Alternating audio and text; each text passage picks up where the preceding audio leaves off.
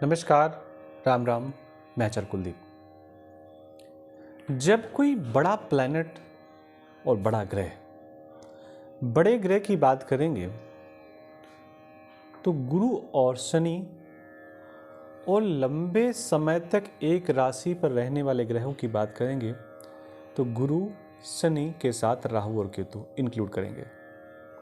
जब ये ग्रह परिवर्तन करते हैं, राशि परिवर्तन करते हैं, अस्त होते हैं, उदय होते हैं, वक्री होते हैं, तो निश्चित ही अलग अलग राशि वाले जातकों के जीवन में अलग अलग प्रकार के प्रभाव डालते हैं।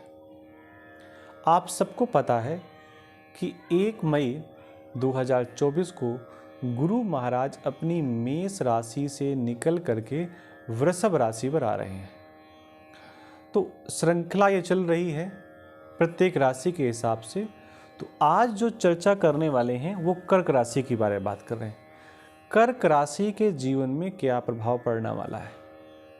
देखिए, कर्क राशि जो क्या है, जलीय तत्व की राशि है। इस जल वाले तत्व की राशि पर किसी अग्नि वाले ग्रह का अगर प्रभाव पड़ जाए तो ये अपने आप को डरा हुआ, कमजोर, सहमा हुआ आदि प्रकार के गुणों को ये प्राप्त करता है। जब भी हम कभी कर्क राशि की बात करेंगे तो हम एक चीज़ और गौर करेंगे कि शनि, राहु, केतु आदि जो ग्रह हैं इस राशि को प्रभावित तो नहीं कर रहे, क्योंकि चंद्रमा भी यहाँ पर बैठा हुआ है। शनि, राहु, केतु इन ग्रहों की सकारात्मक या नकारात्मक किसी प्रकार की ऊर्जा चंद्रमा स्वीकार नहीं कर पाता। इनका किसी प्रकार का प्रभाव चंद्रमा लेने में अपने आप में कठिनता महसूस करता है, असहजता महसूस करता है। वो एक अलग बात है कि चंद्रमा अपनी राशि पर है, अपने घर पर है और शुभ प्रभाव देने के लिए बाध्य है। निश्चित ही वो आपको शुभ प्रभाव देगा। लेकिन जैसे कि हम राशि के हिसाब से चर्चा कर रहे हैं, गुरु महाराज चंद्रमा से एकादश भाव में बैठे हुए हैं, चंद्रमा से आय के भाव में बैठे हुए हैं। लेकिन गुरु महाराज जहाँ बैठते हैं वहाँ पर चीज़ों को थोड़ा सा डाउन कर देते हैं। तो हो सकता है कि इस समय आय की स्थिति थोड़ी सी आपकी कमज़ोर हो सकती है। लेकिन आपकी कुंडली पर एकादश भाव में कौन सा ग्रह बैठा है? अगर आपकी कुंडली पर चंद्रमा से एकादश भाव में शनि महाराज बैठे हुए हैं, शुक्र महाराज बैठे हुए हैं, तो निश्चित मानिए आय के स्रोत खुलेंगे, धन के स्रोत खुलेंगे, धन का आगमन होगा, ऐसा मान करके चलिए, क्योंकि उस कुंडली को भी आपको देखना पड़ेगा। अगर हम चंद्रमा से तीसरे भाव की बात करें तो चंद्र लग्न से या कर्क लग्न से तीसरा भाव व्यक्ति के बाजुओं का होता है, बाहुओं का होता है, मांसपेशियों का होता है, उसके कर्म करने की क्षमता का होता है। और ऐसे तीसरे भाव पर गुरु महाराज की सकारात्मक 5वीं दृष्टि पड़ रही है। देखिए, गुरु महाराज को कुछ एक्स्ट्रा दृष्टि मिली हुई है बाकी ग्रहों की अपेक्षा। गुरु महाराज को 5वीं, 7वीं और 9वीं दृष्टि मिली हुई है। जो 5वीं दृष्टि है ये गुरु महाराज की पहली दृष्टि है।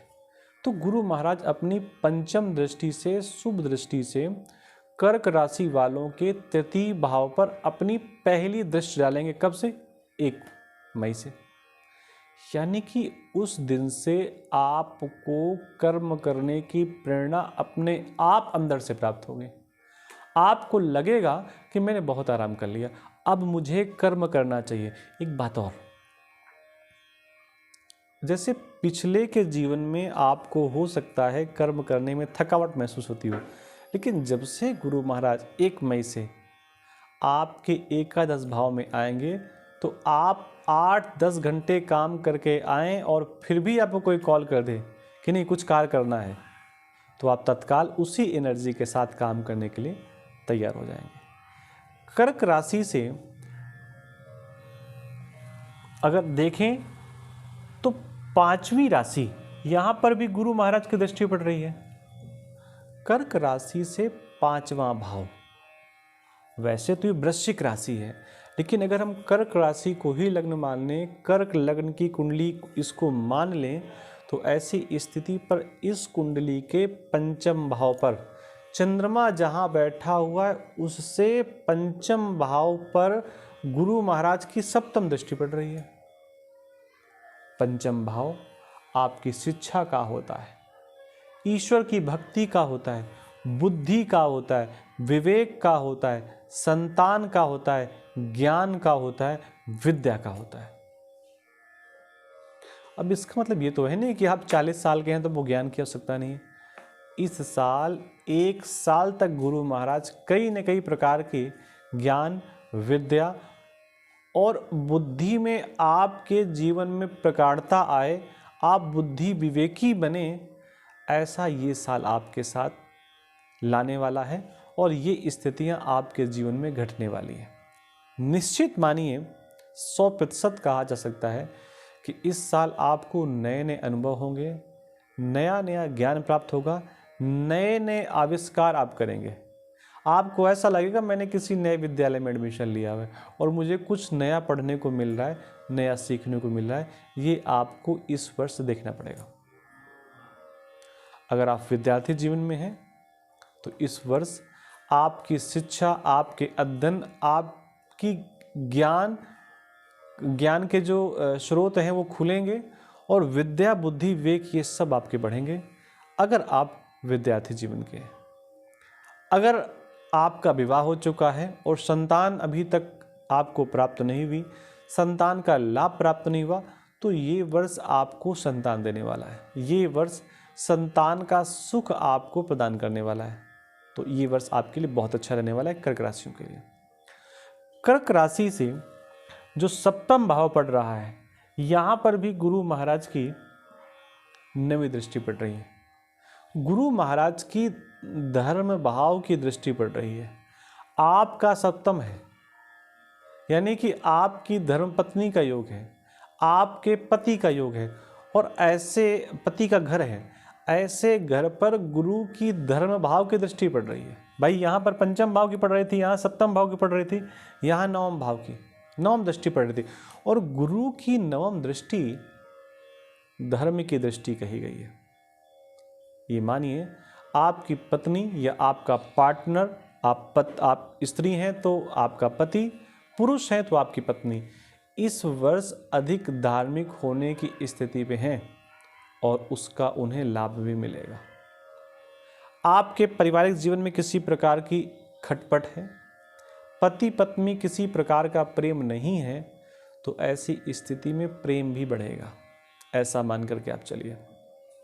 अगर किसी कारण से अभी तक आपका विवाह नहीं हुआ है और आप लंबे समय से परेशान हैं, तो गुरु की नवम दृष्टि आपके सप्तम भाव पर जो पड़ रही है, आपके पार्टनर के भाव पर पड़ रही है, व्यापार के भाव पर पड़ रही है, वहाँ पर वृद्धि का योग है।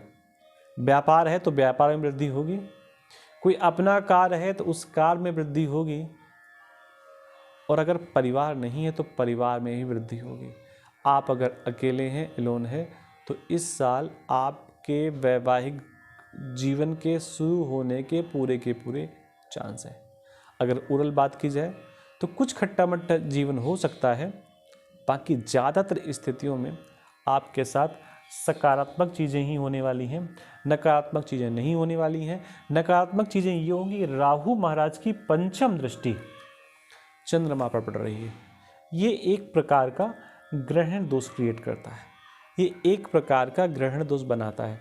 तो ऐसी स्थिति में अगर आप माता पार्वती का पूजन करें, देखिए राशि के अनुसार देवताओं का पूजन किया जाता है। जैसे राशि के अनुसार आप रत्न धारण करते हैं, ठीक उसी प्रकार राशि के अनुसार ही देवताओं का पूजन किया जाता है। कर्क राशि वाले लोग अगर माता पार्वती का पूजन करें तो निश्चित मानिए उनके जीवन की सभी प्रकार की नकारात्मकता अपने आप दूर हो जाती है, बिना किसी विशेष प्रयास के। तो आज के संस्करण में इतना ही। मिलते हैं नई राशि के साथ, नई चीज़ों के साथ। तब तक आप इस चैनल को देखते रहिए, चैनल को सब्सक्राइब ज़रूर कर लीजिए, जिससे कि ऐसे वीडियो आप तक सबसे पहले। आप सबको जय जगन्नाथ, जय श्री राम।